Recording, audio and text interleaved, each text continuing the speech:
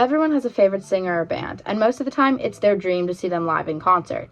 Whether or not they're still touring is one question, but fans find themselves asking other questions like, why are the tickets so expensive, or why are they so hard to get? As someone who goes to lots of concerts, I find myself asking these often as well. A prime example of this is Taylor Swift's The Eras Tour. When Eras Tour tickets first went on sale, they ranged from $49 for the nosebleeds to $400 for the front row. To purchase tickets, there are various pre-sales which require a code to enter the sale. Examples are people who register as fans of the artist or have a certain credit card. In many cases, these sales sell out much of the ticket stock before the general public sale. For Eras, 1.5 million people were sent codes.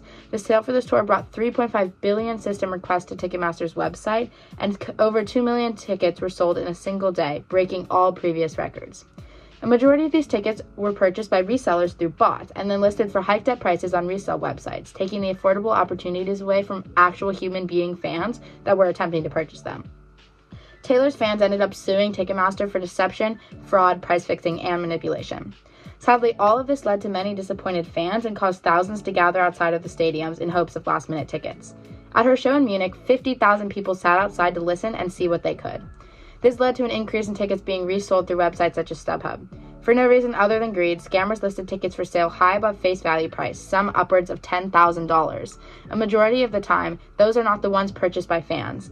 There are also service fees added by the website, adding up to an additional 50% of your total cost. That often aren't added until checkout, so you don't know that you're paying more than you thought you were. Many times, these resellers don't actually even have tickets, and once purchased by fans, they disappear, and buyer protection varies by website, leaving many people stranded and out of their money. Even though tickets may be legitimate, the amount of money being asked for is a scam in itself. And many states are attempting to pass bills to ban these websites. However, I personally don't believe they should be banned because I myself struggled to get an Eras Tour ticket in the primary sale. And once I successfully got them in my cart, while I was checking out, the bots stole them from me, resulting in me getting the only affordable one off of StubHub 3 hours before the concert started. And I did have a great time due to StubHub, but I think website practices should be examined more closely rather than them getting banned completely. The live music industry is currently suffering due to a monopoly between Live Nation and Ticketmaster. Live Nation requires the many venues they work with to only sell tickets held at those venues through Ticketmaster. And as a result, Live Nation controls more than 80% of ticketing, including both primary and resales. So if artists refuse to work with either Live Nation or Ticketmaster, it limits the venues they can play at, which limits the cities they can play in, which again results in disappointed fans. And in one case, an artist opted to use StubHub for their primary sales at a venue that had a contract with Live Nation, so Live Nation freaked out and threatened to deny entry to all guests who had purchased tickets through StubHub. There was a lawsuit filed against them by the U.S. Justice Department calling for Live Nation and Ticketmaster to split up. Although this is a tricky situation, there are solutions. Billie Eilish managed ticket sales for her current tour with a message that read, "The artist wants to give fans, not scalpers, the best chance to buy tickets at face value." To help achieve this, the tour will be using Ticketmaster's face value exchange, where if needed, you can resell your ticket to other fans at the original price paid. To help protect the exchange, Billie Eilish has also chosen to make tickets for this tour mobile only and restricted from transfer. This message was shown to everyone who wanted to buy tickets when they entered Ticketmaster's site. This worked excellently, and the majority of the fans who attempted to get tickets succeeded because the scenario was so unappealing to most resellers.